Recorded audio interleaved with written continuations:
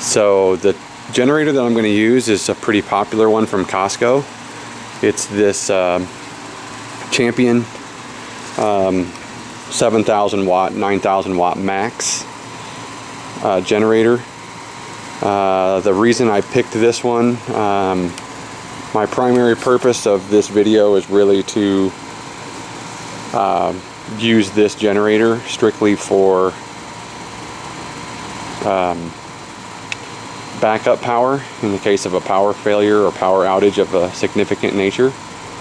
So I'm going to hook it up to my natural gas so I can hook it up to my house, and I'll have that later on in the video as well. And I think the kit that I'm going to be using is the one that I bought from US Carb.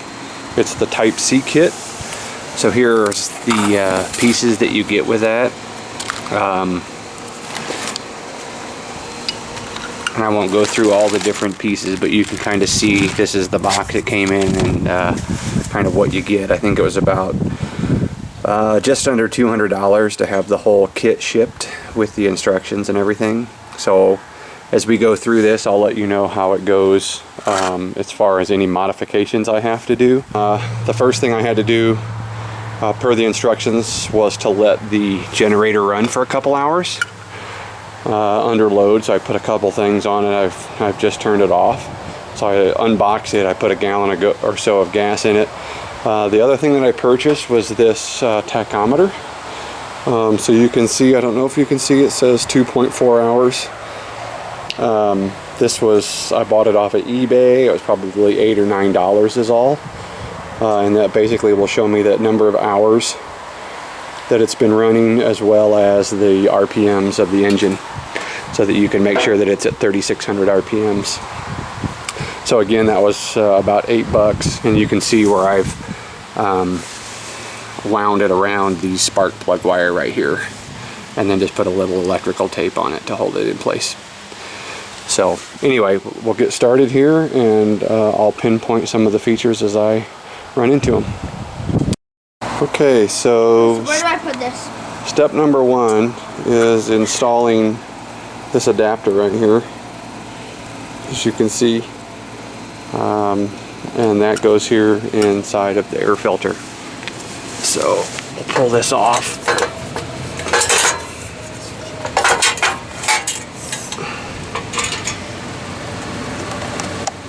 And you'll see that there's a screw right here. There's another one behind this little piece of plastic, so we have to take these screws here off first, and there's 6 of them that go all the way around.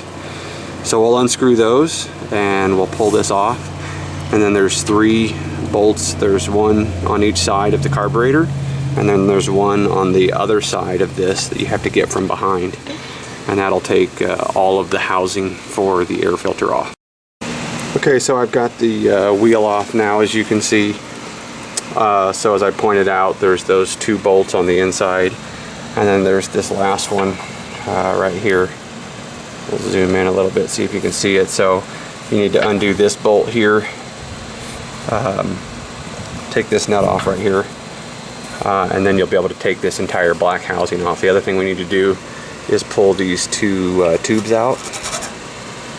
So we'll pull that one out and this one right here, and those both go into the air filter. So for right now, we'll just drop them off and leave them hanging right here. So we'll go ahead and pull the rest of this air filter off, and then we'll be able to put the adapter on. Okay, so you can see the carburetor's open now. So the full piece is off. This is where the carburetor, you can see the choke is open right now. This has an auto choke on it, so you're not actually, you don't manually adjust it right here with this feature, but you can still adjust it. You can see that your finger can move this back and forth, and that opens and closes it. So per the instructions, I've left it open. This adapter is what goes on. You can see in the instructions there's an inside and kind of the outside. As you can see, when you put it on, the bolts are not long enough to stick through. So in the kit that you'll get 2 of these extensions, And these extensions just screw right onto here like this. I know one of the things I've seen on one of the other videos that I'm probably going to end up having to do is put these on and install them, but then I'm going to have to trim this back a little bit so that the bolt can still fit on and also fit within the air filter cover. So anyway, what we'll do next is we'll put both of these extensions on.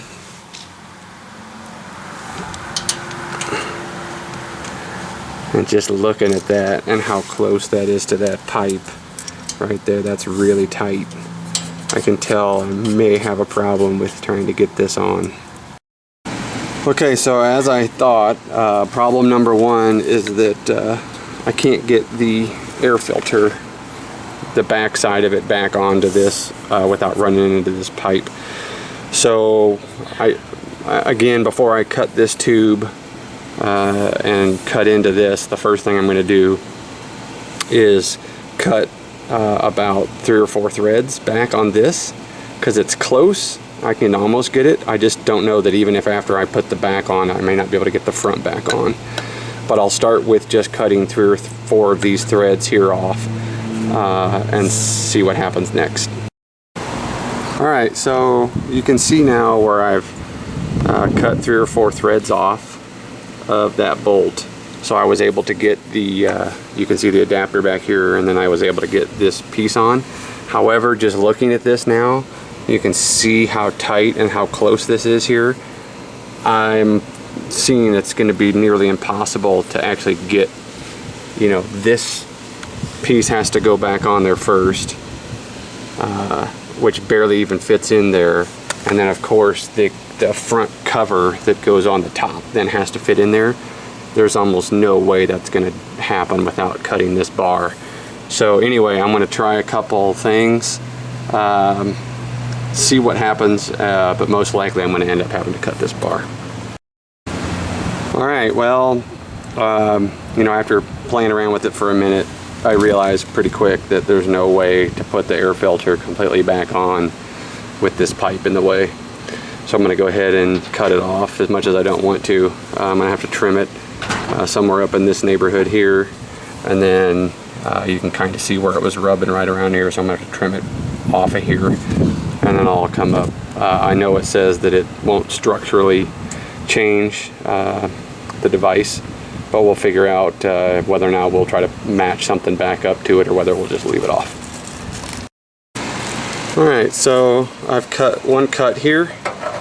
You can see it's basically about the same height as where the auto choke is, and then I've made my other cut right here around the bend. You can see there was a little scratch there, kind of from where the bottom of the air filter case was scratching, so I knew that's about where. Okay, so you can see I've cut the pipe out here now. Unfortunately, all the pieces that they came with basically 3 different sizes of caps, one square one as well, but none of these. This one's way too big, as you can see. This one here is close. It looks like it would almost fit inside, but it doesn't really cover the sharp edges of the outside, so really none of these 3 are going to fit. So for now, we're just going to move forward and determine if anything that we'll do with that later. Okay, so now you can see I'm free to put my air filter back on. So just one last time, you can see the adapter's on. Both of the screws are in place. I did shave that one off. I'm guessing you're probably still going to need to do that anyway. Just as you can see when you put this on, those stick out pretty far. So you may need to shave those down anyway. I actually may need to end up shaving this one down as well. We'll see here in a second, just to get the rest of the air adapter on. So just one last step then. You've got the adapter. This gasket came with the kit, so I put that on. So I got the adapter and the gasket, and now I'm going to put this on, and now I can put my 2 bolts. Okay, yeah, I did. I think I had the adapter on upside down. So again, the wide part here is out, but you can see that the holes aren't directly in the center, they're actually offset, so the holes need to actually go higher to the up side, so it'll fit like that. Then you can see you've got a nice direct hole to the inside there. And then again, we'll put the adapter back on, or the gasket. Then we'll put our air filter on. And now you can see it matches up nice. We've got a nice hole all the way through. So I'll go ahead and put the rest of the air filter back on and let you know if I run into any other problems. Otherwise, it's just screwing it back into. So one thing I've noticed that I'll tell you so that you can save some time, I'm actually going to need to pull the air filter back off because I need to screw in this adapter, which goes on the adapter that we just installed. This has to go and get screwed in there, and I just tried and I'm not able to screw this in with the air filter on, so I got to pull this back off and screw this in. I'm going to put some slick tight paste that they gave me on these threads before I screw that in, so I'll just let you know that now. And then I'm going to take the air filter off, screw this in, and then put the air filter back on. So I'll come back when that's done. Alright, so as you can see, I've redone the filter. I've got my fitting that I was talking about that needed to be put on. So I've tightened that down real tight in there, so this is ready to receive that. Okay, so the next step is, one is we've got to put these hoses back into the air filter here. So you can see that there's this curved one here that you can actually fit, you know, you can squeeze an inch or so of it in there. It's got this nasty curve in it, and then you can see where it's wet here that it's starting to actually pull out from the crankcase here. So they gave this little kit here that has a tube with a couple wire ties that basically is made to splice into here to extend that. Okay, so you can see where I cut the elbow and spliced in this metal piece and cinched it down with these ties, and then was able to push that into the air filter there. The other hose that goes in there is this little one here. I didn't have to do anything to that one. That one was long enough. You can see I was able to squeeze that one back in there, and it's still got some slack there that it seems okay, and I'll still be able to then put my hose on here. Okay, so the next step in the instructions is installing the regulator, and this regulator has to be mounted to the frame somehow. So as you can see on the bottom, there's really no way to mount it to this round tube here and have it be flush. The regulator has to be installed in this upright position, so you can't really, you know, twist it or turn it, and your only two mounting holes are those two holes on the bottom or these two holes here in the side. So what I've opted to do, rather than try to mount it to this bottom and have it not be straight up and down anyway, is to mount it to this crossbar across the top. So one thing to be careful with is you drill through here, it tells you to use 1/4-inch drill bits. There's this hose right here that you can see that's actually attached to that bar. So make sure when you drill through your holes that you mark that you don't hit this hose, which is back behind there. So I'm going to go ahead and drill those holes, and then I'll let you know whether or not the bolts that they've supplied are long enough to be able to mount that, and if I had any problems with this hose. Okay, so I haven't actually bolted this in yet, but you can see where I've drilled through. I used the 1/4-inch bit. Like they said, it worked great. I kind of just came off of this a little and went, so you can kind of see where it's sitting here. So you can see I still have access to the spark plug. So what I'm able to use, I am able to use the bolts that they gave me. So they gave me these bolts to go through, and then on the other side I'm going to put these same fittings that they gave me. So this washer, a lock washer, and that nut. So I'm going to put those on the back side of both of these, and then the regulator will be mounted up and ready to go. The next step is installing these fittings into the outlet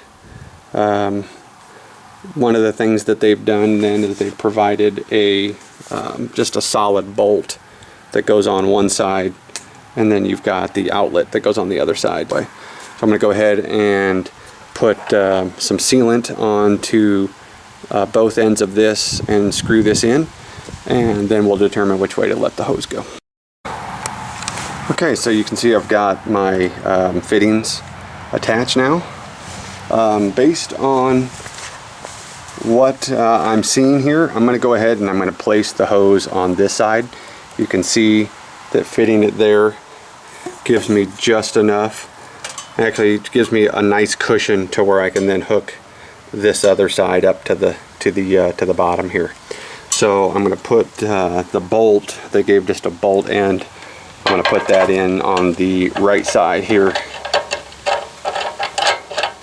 and fill that in, that gap there. I'm going to put a little sealant on it first, but then I will put this hose fitting then on this side, and then I'll be able to attach the hose. Okay, so we are all set. As you can see, I've got the hose connected here. I just used the full length of what they sent. It has enough of a curve. I didn't want to cut too much of it off and get it too tight. So the next thing I'm going to do though is put the tire back on, have that ready to go. But essentially all I need to do now is get my hose fittings, and we'll give it a try. So I'll get those, get it hooked up, let you know what I get, and we'll give it a try. So a couple other things that I've noticed on as I went back and did some research, there were a couple things that I found. One was this screw that came with the kit actually goes inside that air filter. If you remember, we talked about that screw that was too small that fits on this receiver here.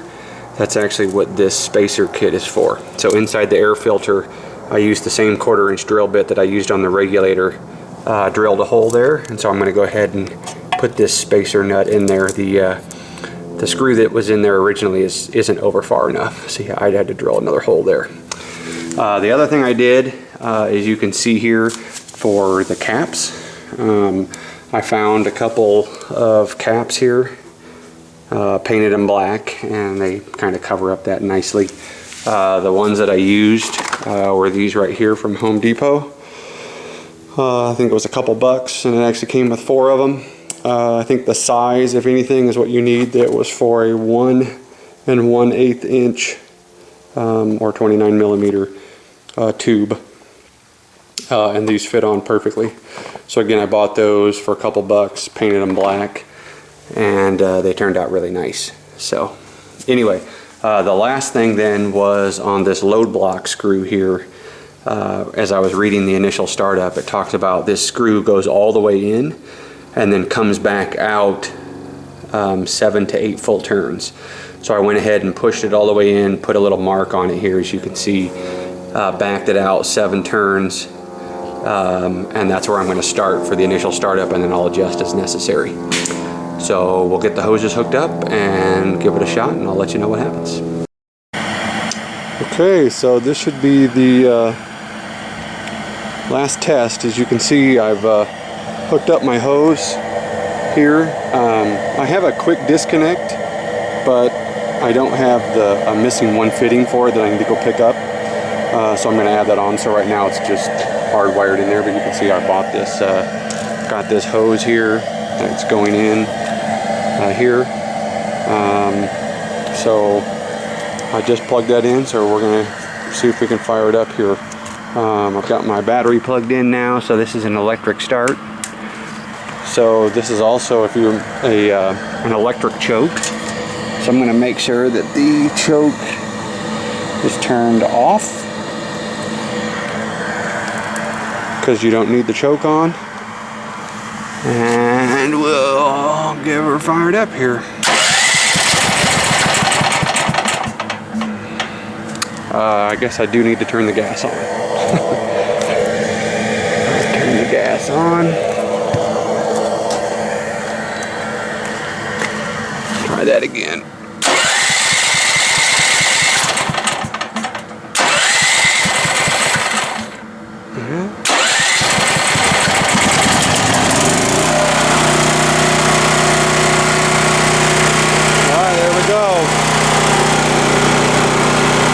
RPM.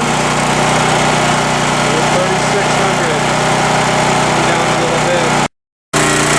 Alright, so got the entire house, and we're still at 3540 RPM.